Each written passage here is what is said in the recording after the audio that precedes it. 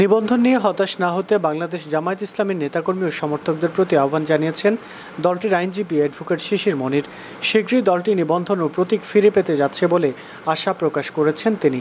বৃহস্পতিবার সাংবাদিকদের এই কথা জানান অ্যাডভোকেট শিশির মনির। এই সময় জামায়াত নেতা আজহারুল ইসলামের মুক্তির বিষয়টিও চলতি মাসেই ফয়সালা হবে বলে জানান তিনি। আসন্ন নির্বাচন নিয়ে এখন পর্যন্ত অন্তর্বর্তী সরকার সুনির্দিষ্ট তারিখ ঘোষণা না করলেও ভোটের প্রস্তুতি নিতে শুরু করে দিয়েছে রাজনৈতিক দলগুলো। পিছিয়ে নেই জামায়াতও। এর মধ্যে প্রায় ৩০০ আসনের প্রার্থীও চূড়ান্ত করেছে দলটি। অথচ নিবন্ধন এবং প্রতীকের বিষয়টি এখনও নিষ্পত্তি হয়নি সর্বোচ্চ আদালতে। এর মধ্যে গণঅভ্যুত্থানের পর অন্তর্বর্তী সরকারের ৮ মাস কেটে গেছে। এর মধ্যে রাজনীতির মাঠেও বেশ সরব বাংলাদেশ জামায়াত ইসলামী। অথচ এখন পর্যন্ত নিবন্ধন না পাওয়ায় ক্ষোভ ও হতাশা বাড়ছে জামায়াত নেতাকর্মীদের মধ্যে। বিষয়টিকে স্বাভাবিক বলছেন দলের আইনজীবীরা। এ বিষয়ে অ্যাডভোকেট শিশির মনির বলেন, যৌক্তিক কারণে বিলম্ব হলেও হতাশ হওয়ার কারণ নেই। শীঘ্রই নিবন্ধন ও প্রতীক ফিরে পাওয়ার মামলা চূড়ান্ত রায় হবে।